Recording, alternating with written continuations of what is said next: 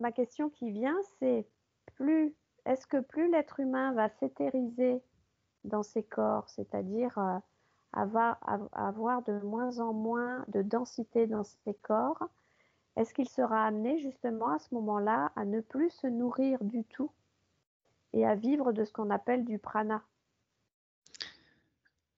Bah déjà, avant de s'éthériser, l'être humain, il a justement ce besoin de descendre très profondément dans la matière.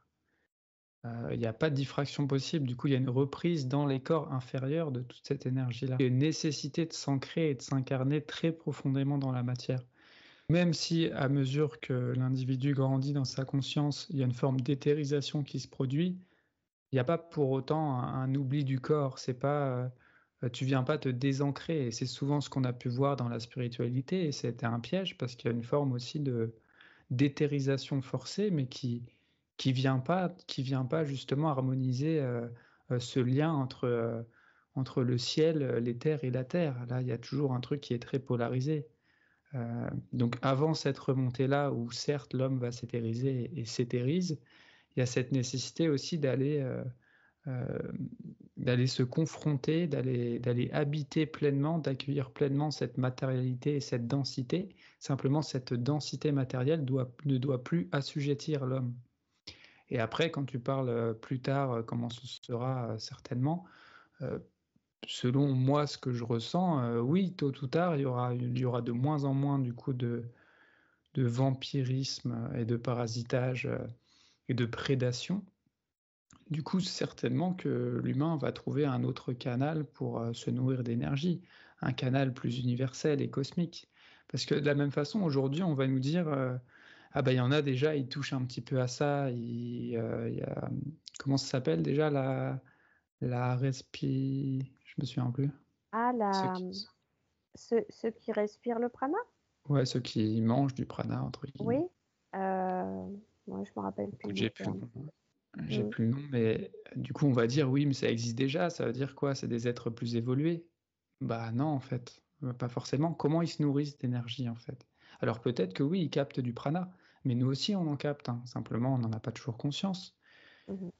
Mais si tu restes comme ça, justement, d'un point de vue très énergétique et très vibratoire, ça ne veut pas dire que pour autant tu vampirises pas ton entourage, tu vampirises pas d'autres individus autour de toi.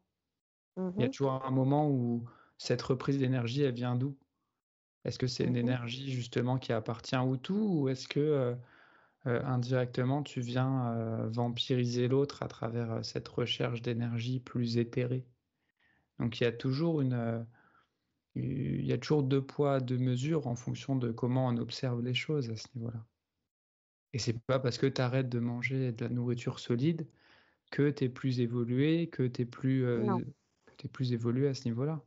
non, c'est Tu peux sûr. continuer à diffracter tes énergies, tu peux continuer à vampiriser l'autre justement pour maintenir un certain équilibre. Ça... Mm. Et au contraire, dans cette vie-ci, les personnes très très éthérées naturellement ou qui sont dans un cheminement de conscience aussi vraiment comme ça, bah parfois ils ont besoin au contraire de densité pour Mm. pouvoir s'habiter et s'incarner pleinement.